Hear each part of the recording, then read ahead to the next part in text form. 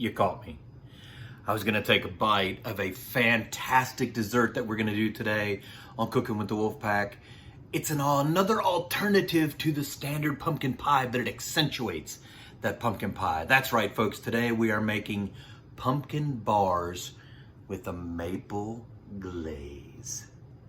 So stay tuned for this episode of Cooking with the Wolfpack.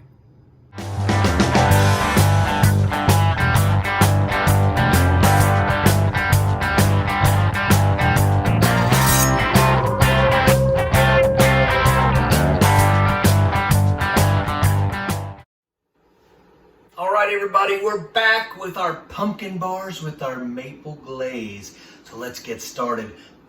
Love this at Thanksgiving time. All right, got my KitchenAid ready to rock and roll. So what we're gonna do first, we're gonna take a cup of sugar. We're gonna dump that in. We're gonna take 2 eggs, dump that in, and a half a cup of oil, and dump that in. We're gonna kind of cream all that stuff together to lock her down, and let's beat the you know what out of it. So what we're doing is just creaming. By the way, we're creaming the sugar and the eggs and the oil together. Already done.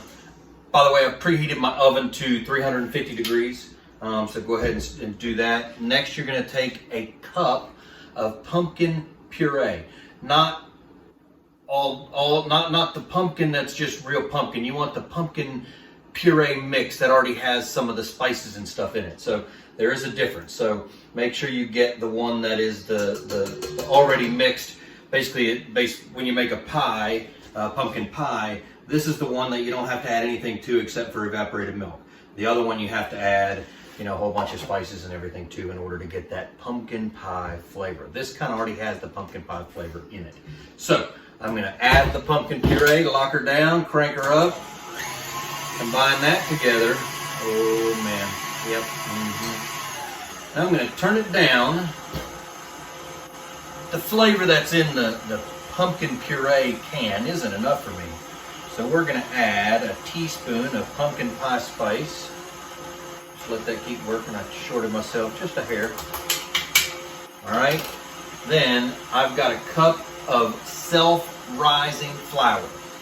I'm going to just a little bit at a time put that in the KitchenAid and let her go. The reason I don't put it all in at once, again, I don't want it to rise up and make a mess. I want it to combine with the liquid. So I did all my liquid ingredients first, and now I'm using my dry ingredients. And it's that easy. This is a very simple recipe. You'll notice it only had a few ingredients, but it's going to add something different to your dessert buffet than just your normal pumpkin pie. So I gave you the peanut butter pie recipe already in our Thanksgiving extravaganza, and now I'm giving you some pumpkin bars that can go along with your pumpkin pie. All right, let's crank her up.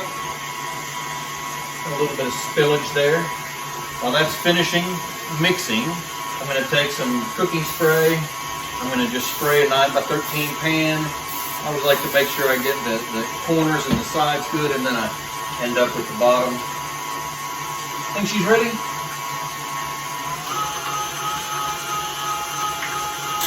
Now she's ready. All right, unlock her. Let the paddle drip off again. What's going to happen is we're going to pop this in the oven. Remember, my oven's at 350. We're going to pop this thing in for about 35 minutes. Those eggs and that self-rising flour are just going to create like a bar. A pumpkin bar, imagine that. Kind of like a brownie, but this is a pumpkin. It's a pumpkin brownie. We'll call it that. Notice I'm not putting any nuts in here. Why? Because nuts ruin desserts, folks. Let's be honest about this.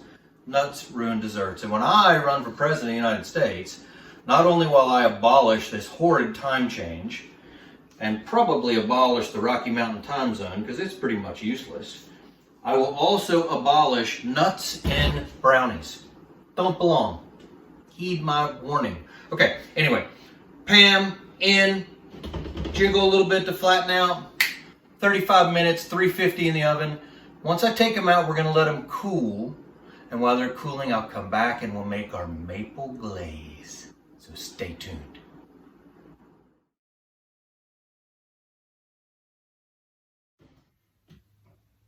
We are back on this fantastic episode of Cooking with the Wolfpack Thanksgiving Extravaganza. So, we are going to make the maple glaze to go on top of our pumpkin bars. I took it out of the oven right at 35 minutes. Remember, 35 minutes, 350.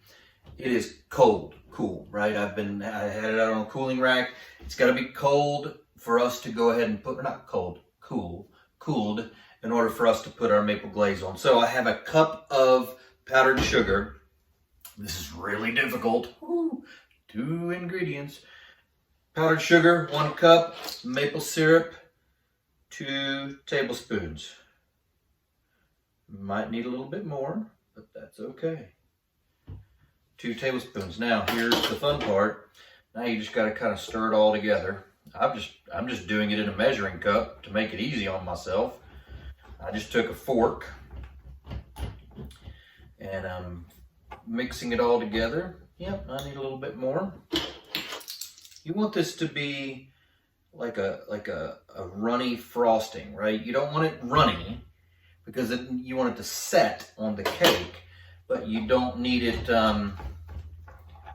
like this, which is like a big ball of frosting.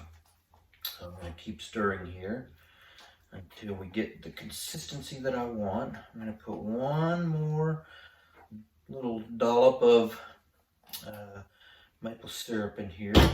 Not quite the consistency that I want. So you can keep adding the maple syrup. I wouldn't add too much or it's just going to taste like a pancake kind of, which is okay by me because I love pancakes. Pancake or waffle? Are you a pancake person or a waffle person? You know, people say you have to be one or the other. I say, why can't you be both? Right? I like both. Pancakes and waffles. All right, there we go. It's getting to the point where it's not runny like soup, but it's not thick like a frosting. I mean, it's thick, but it's not thick, right? See what I'm saying? Because what we're going to do is we are going to drizzle all over the pumpkin bars. Now, you can do that a couple different ways. You could take a Ziploc bag if you want, and you can put your glaze in here, and you can cut a little corner off of it like that, and then kind of go all over it. I'm just going to take my fork and just kind of stir like this. And I'm just going to kind of pull some up, and I'm just going to kind of artistically do like that all over the bars. So it's going to look a little bit more Art Deco perhaps than if I were to take the piping bag approach. I want this to be kind of a, hey, that looks like a very skilled 5-year-old did that. That's kind of the approach that I'm looking for. And it's okay if you got big loops. Some people like a lot of frosting, right? So this is just a glaze going on the top, and I will come back. We're gonna let this glaze set.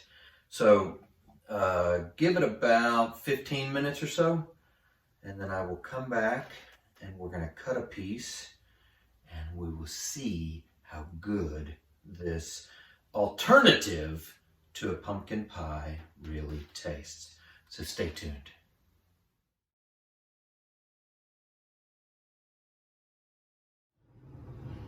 All right, our pumpkin bars have sat out, they've cooled. I have drizzled the maple glaze on top of them. Now it is time for the bite, and I cannot wait. I just got a nice little square of this. I'm gonna take a little bite here.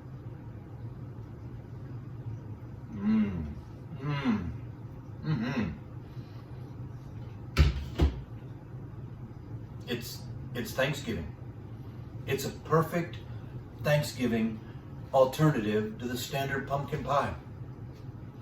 It's got that richness of the pumpkin, that fall flavor of the pumpkin that you're so used to, and then it's got the sweetness of the maple glaze, and the maple just gives it that, you know, when you think of that maple flavor, you think of hiking through the woods in Vermont with the leaves falling, and That's what that tasted like in my mouth. Like I was hiking through Vermont in fall with the leaves falling. That's what that tastes like right there.